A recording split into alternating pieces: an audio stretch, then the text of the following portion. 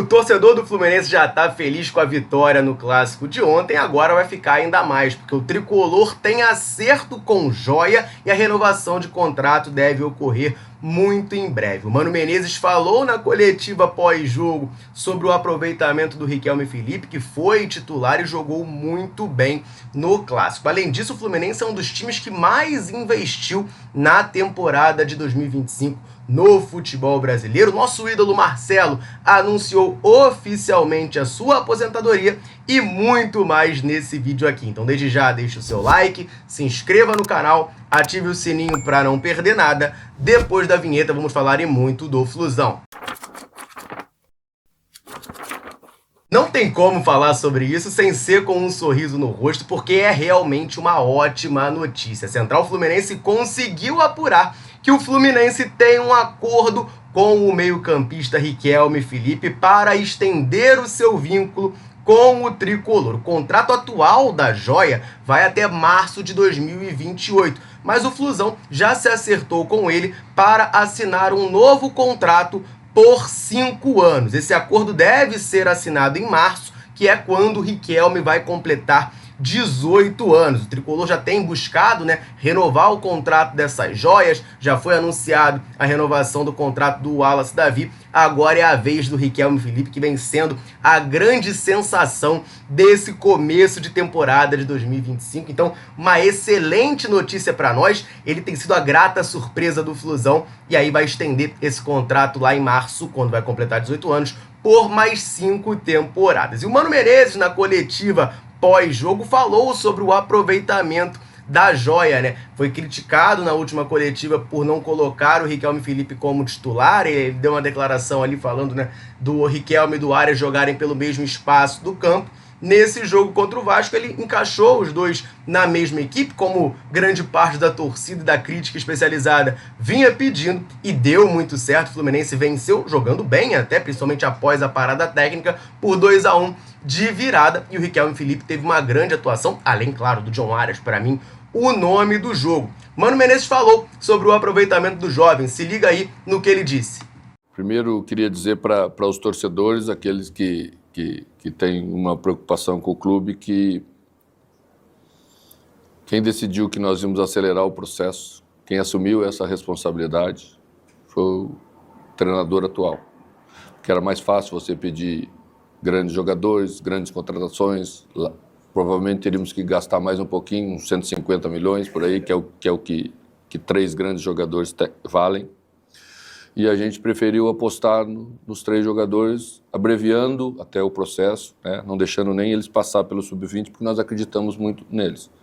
O fato de nós acreditarmos não quer dizer que já temos que colocar ontem, porque às vezes não dá. E terminado o jogo passado, alguém me perguntou sobre isso. Porque Riquelme, que estava entrando tão bem, ainda não tinha iniciado uma partida, sendo que Isaac, que não estava tão bem, já tinha iniciado 2. Então eu respondi o que respondi em relação a essa pergunta especificamente. Diz que tinha momentos, tinha lugares, tinha posições, e o pessoal já achou que não dava para jogar. Achou não, quis levar para dizer que não dava para jogar Riquelme com Arias. Tanto dá para jogar que ambos já tinham jogado juntos em outros jogos, hoje iniciaram o jogo. Acho que Arias fez um grande jogo jogando como meio-campista, está se adaptando novamente como meio-campista, porque antes ele estava jogando como um extremo aqui no Fluminense, Isso demora um pouquinho, porque são funções diferentes, requer comportamentos diferentes, e Riquelme já fez um grande jogo, vai oscilar porque é menino, porque é assim mesmo, tá na maturação, e a gente nem pode cobrar essa estabilidade ainda, tem que ter o cuidado exatamente para entender que, embora eu e uma grande parte do Fluminense os considera fora de série, a gente já viu muito fora de série também ficar pelo caminho. Se o processo não é bem conduzido, se as coisas não são feitas com calma e, acima de tudo, com conhecimento, é o que a gente quer para esse momento, para eles todos. Cara, é assim, é brincadeira, mas É impressionante como o time ganha, e principalmente ganha um clássico, o astral muda, né? Porque esse comecinho de declaração do Mano Menezes, se fosse um jogo que o Fluminense não tivesse ganhado, não fosse um clássico que a gente venceu, eu teria me estressado. Porque assim, aí ele puxa os louros pra ele de uma maneira que eu achei até um pouco desnecessária, né? Fomos nós que colocamos o moleque no profissional e tal. Muito aquela coisa de quem tá reagindo a uma pancada que tá recebendo. Mas de resto, a declaração dele eu concordo, tá? Eu venho batendo muito nessa tecla. O Riquelme é a grande surpresa desse começo de ano. O Riquelme tá jogando muita bola. Eu tinha uma expectativa do Riquelme agregar, mas ele tá agregando mais do que eu esperava. Eu já achava minha expectativa até otimista pra ele, tá? E, enfim, mesmo assim, ele é um moleque de 18 anos, 17, né? Vai fazer 18 agora em março, acabei de falar sobre isso. O Mano Menezes fala muito bem, ele vai oscilar, isso é natural. Então, assim, eu também acho que o Fluminense não pode jogar toda a responsabilidade e expectativa em cima dele, mas, claro, enquanto ele estiver rendendo, ele tem que estar em campo para tentar fazer esse desequilíbrio. Na partida de ontem, cara, o John Arias jogando ali mais por dentro, com liberdade, nossa senhora, é o que eu e o Daniel a gente pede aqui desde 2023. A gente finalmente conseguiu ver o Arias executando com maestria isso que a gente enxergava ele ser capaz. Cara, é uma coisa diferente, né? O Arias, com toda essa qualidade dele rodando o campo todo, o Riquelme ali aberto, mas também aproximando, né, para fazer tabela, fazer jogada com o John Arias, é uma coisa linda de se ver. Claro, o Mano Menezes tem razão quando ele fala da oscilação, é natural, é um jogador de 17 anos, vai fazer 18 ainda, então assim, é natural que ele oscile. E esse trabalho tem que ser feito sim com cautela. Mas a gente já fica muito feliz de começar a ver essa minutagem chegando pro Riquelme e ver o Riquelme conseguindo corresponder. Não só ele, né? Mas a minutagem também chegando pro Wallace, também chegando pro Isaac, que são jogadores de muito potencial. E o Mano Menezes tem razão, né? Pra você contratar 3 grandes jogadores no mercado, você vai ter que gastar muito dinheiro. E muitas vezes você gasta muito dinheiro e não contrata grandes jogadores no mercado, né? Tem esse detalhe. Então, tô com uma esperança muito grande, uma expectativa muito grande para o restante da temporada 2025, em específico com o Riquelme, tá? A gente já brincava aqui algumas vezes, eu e o Daniel, a gente falou em algumas lives, que o grande reforço do Fluminense para a temporada, além da renovação do Arias, claro, que foi espetacular, foi talvez o melhor reforço do Fluminense, e a contratação do Hércules, que foi uma contratação que a gente criticou muito aqui, criticou não, perdão, opa, calma, que a gente elogiou muito aqui, a gente criticou todas as outras, a do Hércules a gente elogiou demais aqui, era o Riquelme e o Isaac, né, conseguindo render no profissional tudo o que eles rendiam na base. Seriam 2 grandes reforços, muita qualidade ali para a beirada de campo, coisa que você indo ao mercado para comprar, o Mano tem razão, seria algo muito caro. Então, principalmente esse jogo de ontem, cara, claro que a vitória deixa a gente com outro astral, enfim, mais tranquilo e mais feliz, mas ver o Riquelme e o Arias jogando juntos desde o começo e se entendendo muito bem, cria uma expectativa um pouco melhor para a temporada. Eu estava muito pessimista, agora eu estou um pouquinho mais otimista, vendo esse match que essa dupla deu na vitória contra o Vasco ontem. E tem moleque de Xerém que segue se destacando no exterior, marcou mais um gol na noite de ontem. Vamos falar sobre isso? Só antes, deixa eu aproveitar rapidinho para dar aquela moral pra galera tricolor, sempre ligada aqui na Central, sempre nos dando aquela moral. Em todo vídeo eu convido você que tá aqui nos assistindo a comentar aqui embaixo, falar o seu nome, de onde você acompanha a Central. A gente gosta muito de saber até onde, né, nesse mundo gigantesco, a Central alcança. E a galera chega sempre junto, deixa o comentário. Sempre que a gente pode, a gente tá vindo aqui e mandando aquele abraço. Nesse vídeo vou mandar um abraço pro Lima, da Ilha do Governador, Carlos Alberto, de São Luís do Maranhão, Noberto, do Parque Mambucaba, em Angra dos Reis, pro Evandro, de São Gonçalo, e pro Kleber, de Vila Velha, no Espírito Santo. Um abração pra galera tricolor ligadinha aqui no canal. Convite reforçado, quer que a gente mande um abraço, um salve. Cite o seu nome, comenta aqui embaixo dizendo o seu nome e de onde você está nos assistindo. Combinado? Então vamos falar dele, que está emprestado pelo Fluminense e tem conseguido se destacar lá no futebol mexicano. Eu tô falando do camisa 10 do Pachuca.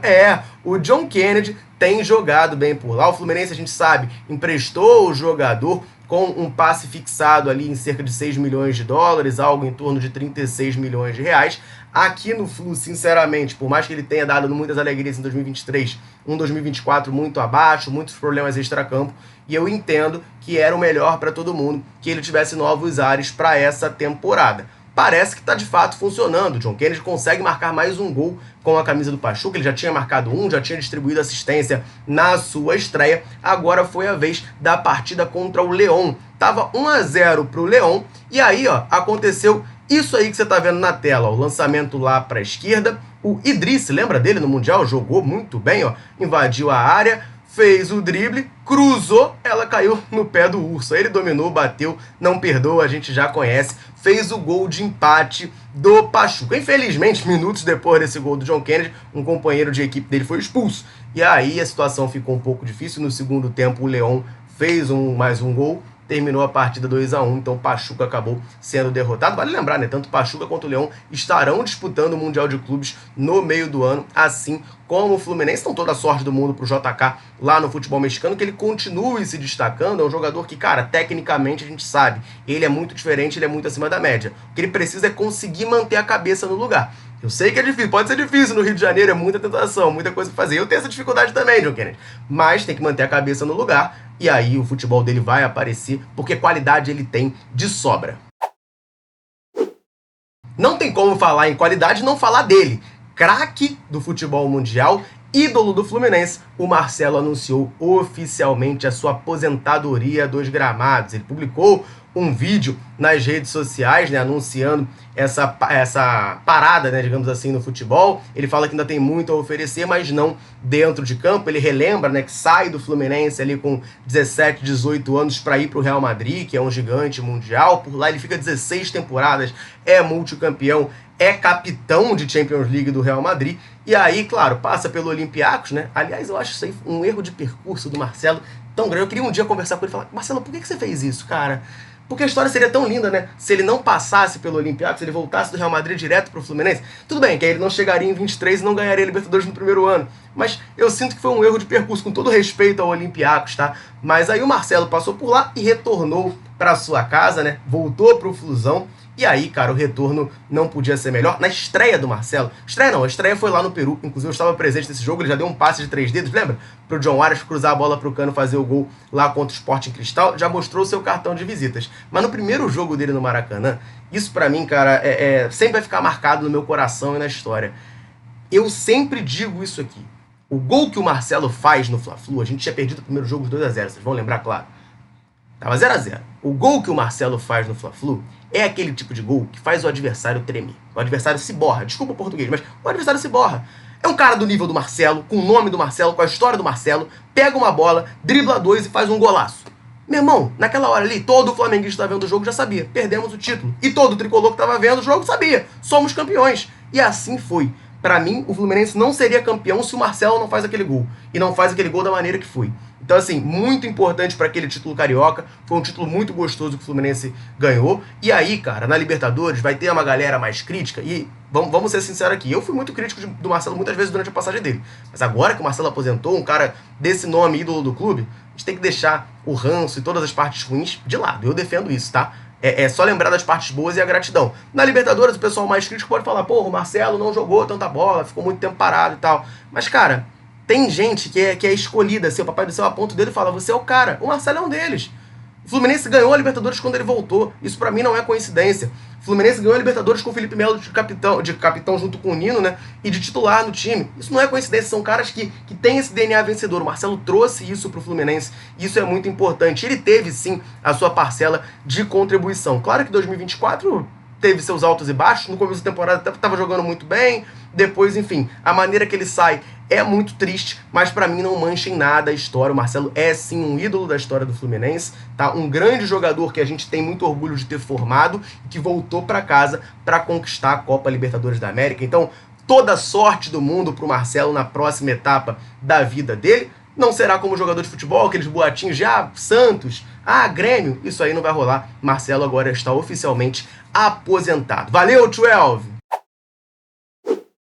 E se o Mano Menezes falou ali na coletiva, né, de gastar 150 milhões de reais para trazer 3 bons jogadores, o Fluminense foi um clube que gastou muito nessa janela de transferência. A gente vai falar sobre isso, tem um levantamento lá do GE, mas antes só deixa eu rapidinho lembrar você, ligado aqui no canal, de correr no comentário fixado desse vídeo, porque lá você vai encontrar o link do canal da Central Fluminense no WhatsApp. E aí nesse canal você vai ficar por dentro de tudo que acontece com o Flusão na palma da sua mão, diretamente no seu celular. Para fazer parte é muito fácil e muito simples. Você vai correr no comentário fixado, vai clicar no link e aí automaticamente vai abrir no seu WhatsApp o canal da Central. Você vai apertar o botão seguir e aí automaticamente você vai receber tudo que acontece com o Flusão na palma da sua mão. Estamos combinados? Eu vou te esperar por lá então. Vamos falar desse levantamento feito pelo GE, que traz que o Fluminense foi o 6º clube brasileiro que mais gastou na atual janela de transferência. O Fluminense fez 7 contratações e vale lembrar, né, o GE fala dos valores divulgados, né, que se tem informação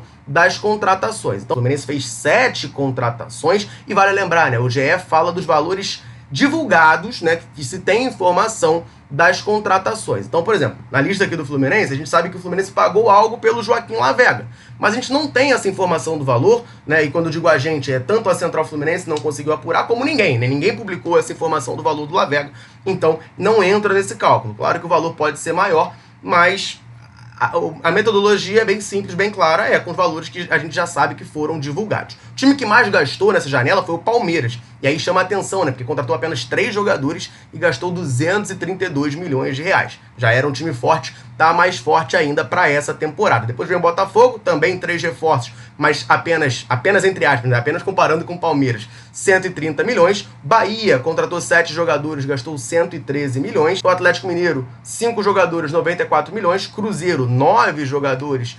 71,6 milhões. E o Fluminense, com 7 contratações, gastou 66 milhões de reais. E aqui, gente, eu preciso ser justo, tá? Tudo bem que no começo do vídeo eu tava empolgado, eu tô muito feliz hoje porque o Fluminense venceu, tem essa notícia de acerto com o Riquelme Felipe para assinar o contrato lá para março, mas eu também não posso ser resultadista aqui e ignorar algumas críticas que eu tenho e vou continuar tendo, porque ontem a bola entrou e a gente foi feliz.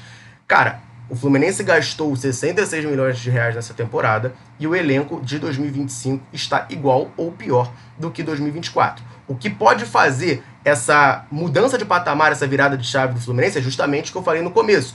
Riquelme Felipe, Isaac, Wallace e Davi jogarem o futebol que eles prometem que podem jogar, aí o Fluminense tem um elenco melhor do que o ano passado. Mas em termos de contratação, o Hércules foi excelente. Eu até falei aqui várias vezes, não me canso de repetir. O Hércules é o tipo de jogador que eu sempre achei tão bom, mas tão bom, que em live, em vídeo, eu nem pedia no Fluminense, porque eu achava que era completamente fora da realidade. Um jogador jovem, de 24 anos, que eu achava que era caríssimo. E sairia do Fortaleza, talvez, para a Europa, ou talvez para o Palmeiras ou Flamengo, por uma grana muito alta. O Fluminense contratou o Hércules por 29 milhões de reais. No mercado atual, é uma excelente contratação, e o Hércules, por sinal, jogou muita bola na partida de ontem, tá? Mas fora o Hércules, as outras contratações não me agradam. Você tem o Canóbio, que tem muita gente que acha que pode ser útil, eu já falei aqui algumas vezes, quero estar errado, eu quero que ele prove ao longo do ano que eu estou errado, mas não é uma contratação que me agrada, não gosto do jogador, eu acho que foi muito dinheiro. O Lavega é uma aposta, que eu acho até válida. Freitas, enfim, eu não gostei do mercado do Fluminense como um todo. A gente gasta 66 milhões, é o 6º clube que mais gasta, mas mesmo assim eu não sinto essa melhora no elenco. E se essa melhora ocorrer, vai ser muito por conta dos jogadores que já estavam aqui na nossa categoria de base. Isso, claro, é uma coisa pra gente ligar o sinal de alerta, tá? Porque, gente, é dinheiro sendo gasto do clube. Pode, 66 milhões pode não parecer tanto, se você olhar que o Palmeiras gastou 230, mas é dinheiro. E eu acho que o Fluminense poderia ter feito coisa melhor com essa grana que investiu. Enfim, essa é a maneira que eu enxergo. Você discorda de mim? Concorda? Comenta aqui embaixo, então, pra gente trocar aquela ideia. Combinado? Eu vou ficando por aqui. Um abraço, saudações tricolores. Tamo junto!